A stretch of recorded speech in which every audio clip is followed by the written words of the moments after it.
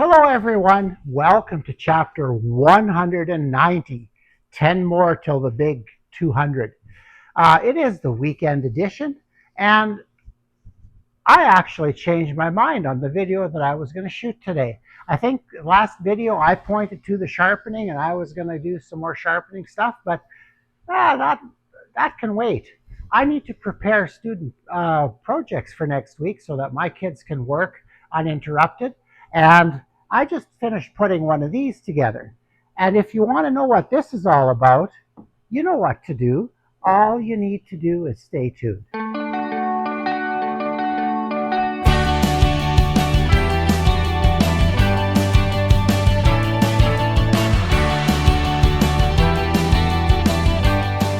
Well, yes, the topic of my video changed because I realized I've got a little bit of work to do this weekend to make sure that Tuesday and Wednesday, when my students are here, that I can help them with their projects instead of scrambling to try to get wood ready.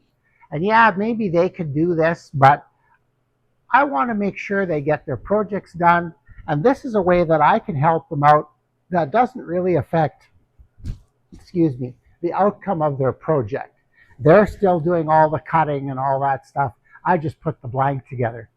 But what this blank is this is an Intarsia blank.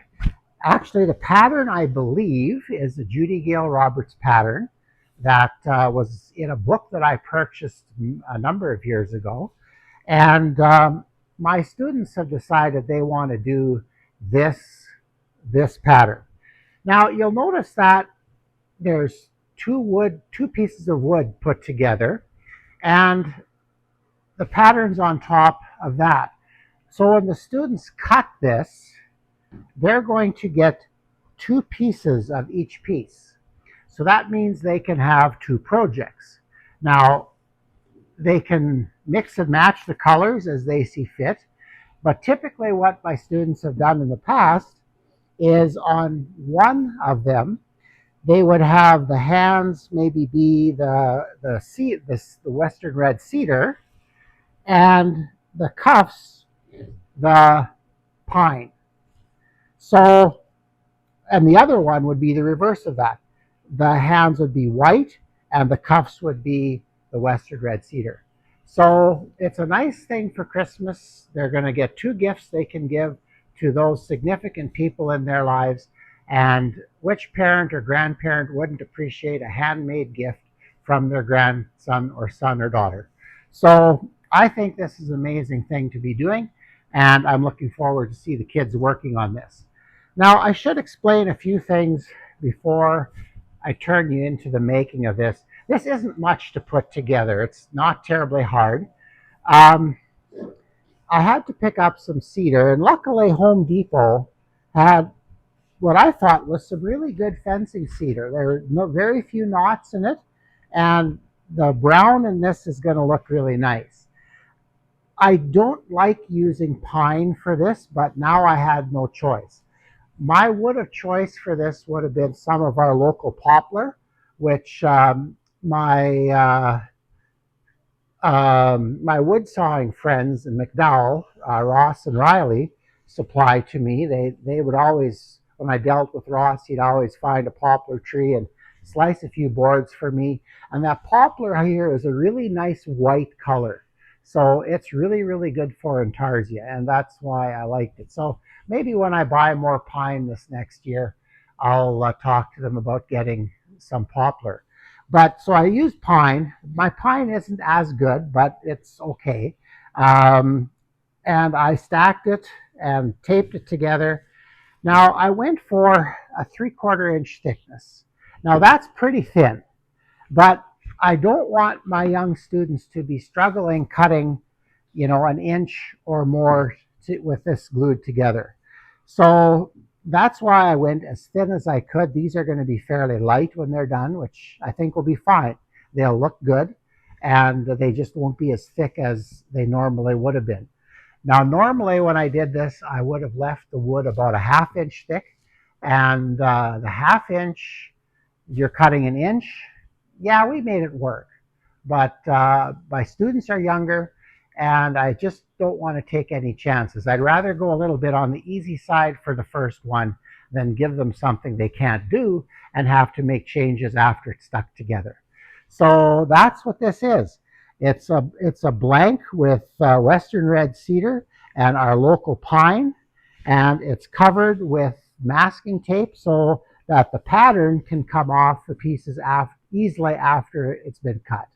And then the pattern is applied with Super 77. Rubber cement would have been better, but I just don't have any. So I thought what I do is share with you how I put this together and why we do it this way. Actually, that's a very good question to answer now. Why do we do this?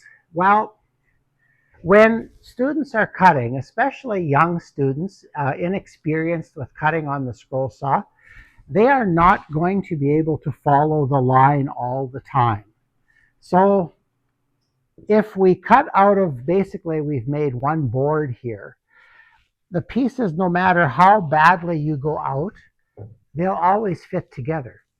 So that's been an important thing that I figured out, and I actually use it in my grade 7's projects as well. This is just one MDF board. These get painted, so there's a difference here. This is true Intarsia. This will not get painted.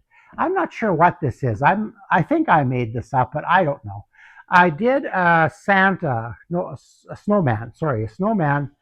last year about this time, and there's a video of it up, and I forget what number it is, but the key is cutting it all out of one board.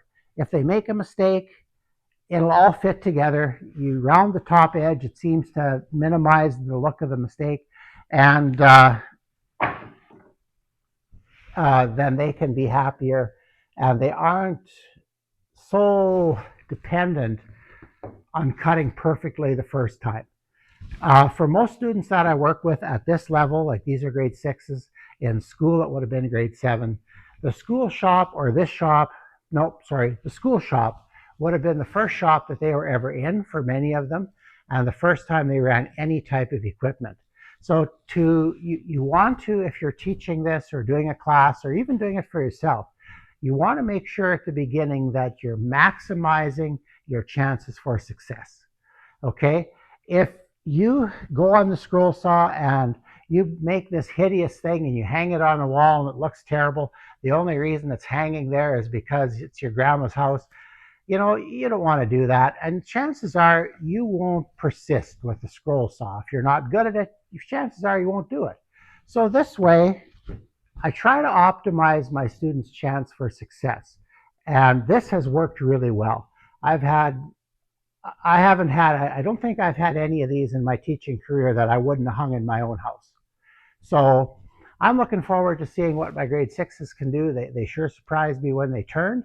So now we're going to get them on the scroll saw and get them going on this. So I guess without any further delay, I'll show you what went into making one of these. Well, I'm shooting for a stack thickness of about 3/4 of an inch. So let's just see how we're doing here. And we are just a bit more than 7/8. So we've got a pass or two to go yet.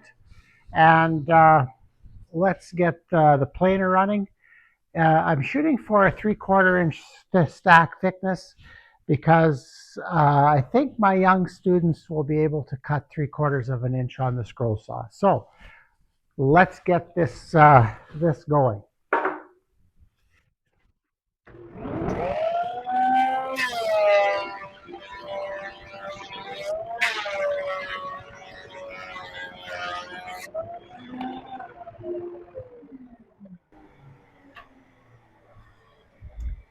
Well, a moment of truth. Okay, well, off camera, I'm going to take off one pass. We're at 13/16 now, so we're going to do one more pass, and then this is going to be good. Now, it does get a little thin, but when you're double cutting, that does make a difference. So, and I'm hoping to make this so that my young students experience success. So that's what we're up against. So I'm going to quickly plane this, and then we'll move on. Well, once I got them planed down to the correct thickness, I went over to my sliding compound miter saw and cut these at about 15 1/4 inches. That's about what the plan takes. Got folds in here. So that's the length of the plan. And the blank is 9 inches wide. So you want a little bit extra, but not too much. I am going to be using double-side tape to put the two pieces together into my sandwich. I use a lot of double-side tape in the shop. I really like it. It comes off pretty easily. It holds together fairly well while you're cutting. And the pieces come apart with just a little bit of twisting. So that part works out really well. Yeah, like I said, I go through a lot. It's amazing how this stuff has gone up in price over the years. Well, I guess I didn't quite make that right, but so there we go. The part that I have the most trouble with is peeling the backer off. And if I didn't have this X-Acto knife here, this would be a pretty long section of video. I just am not good at it, but the knife lets me get a corner loose. When I get the kids to do this, and occasionally I do, they don't seem to have any trouble. I guess being young and coordinated plays a role. There we go. All right. Now I want to put the light layer on top because the bottom layer, the cedar, is a very good piece of cedar. It has minimal defects in it, whereas the pine isn't quite as good. So I want to be able to see, and I've already done some selecting while I've been talking here. I think I can, yeah, I can get rid of that just by pattern placement. So now I'm stuck to it. So I'm going to put these two together like this.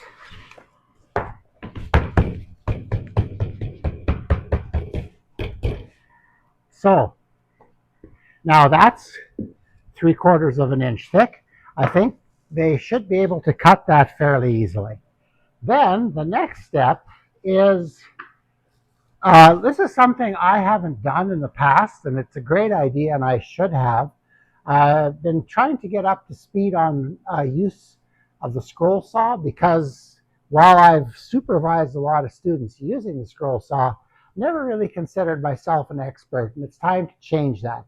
So I've been watching quite a few scroll saw videos as of late, and the one thing that they do, which is a great idea, they put masking tape over the whole thing, and then, where is it? Oh yeah, I just want one. Having fingers would really be helpful. And then putting the pattern on top like that. What the masking tape allows you to do is to peel the pattern off easily.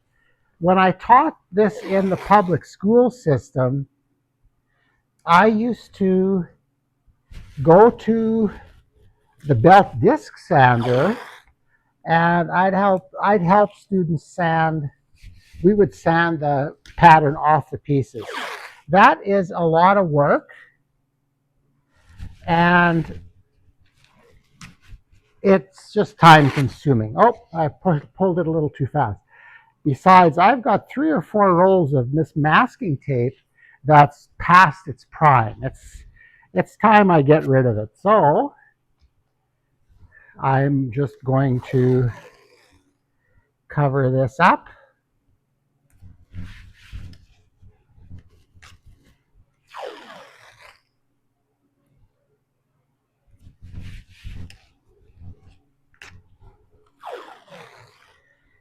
This is, you use quite a bit of materials to set this up, but I'm hoping that once we're working on it, it's going to go really well. So there we go. We are completely covered. And now I'm just going to trim the end a little bit so it looks all nice and pretty. Whoops.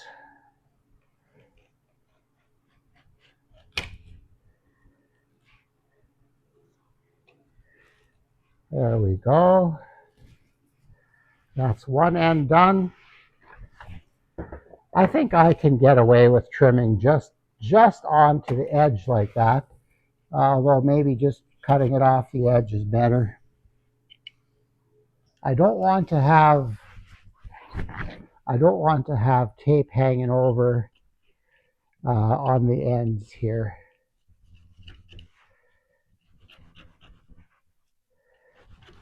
I'm not sure if it makes any difference or not, but it's what I like.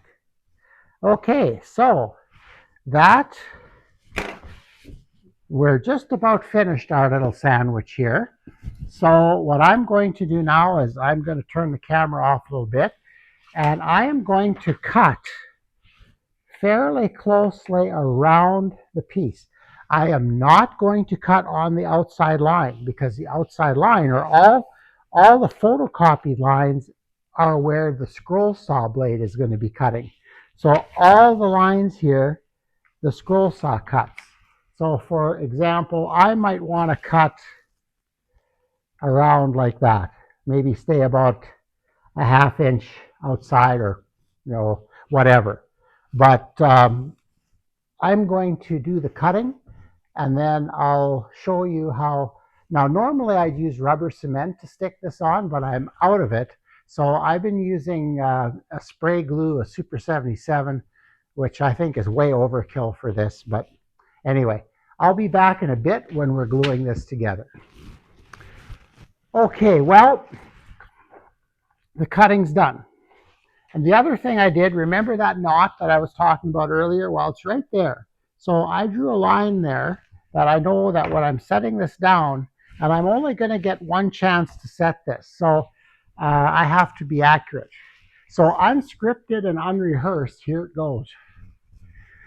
Like I said, I would much rather be using rubber cement, but I don't have it.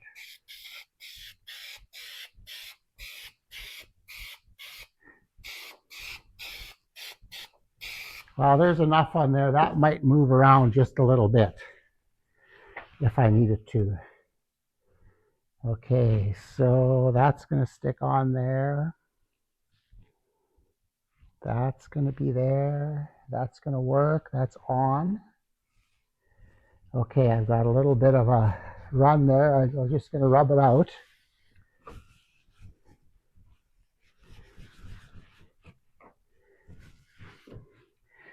And there we go. Just going to trim that paper off a little bit. Got a little hanging over here.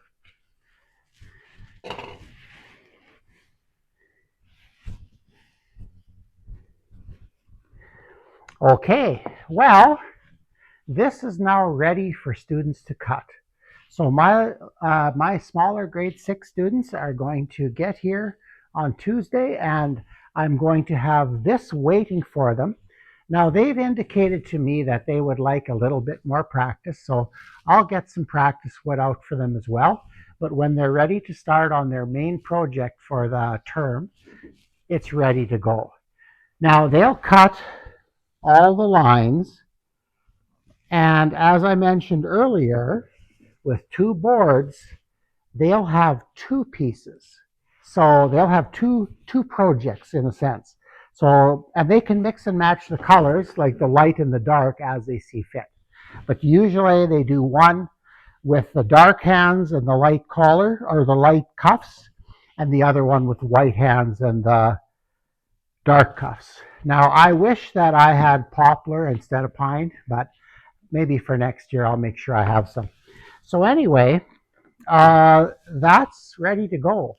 So for every time, I'm working with students, yeah, I teach a 3-hour class on Tuesdays and Wednesdays, And that doesn't sound like a big chunk of my week, but preparing for the class, and I believe in preparation to the point where when the kids get there, they can work on their project. They're not dependent on how fast I am.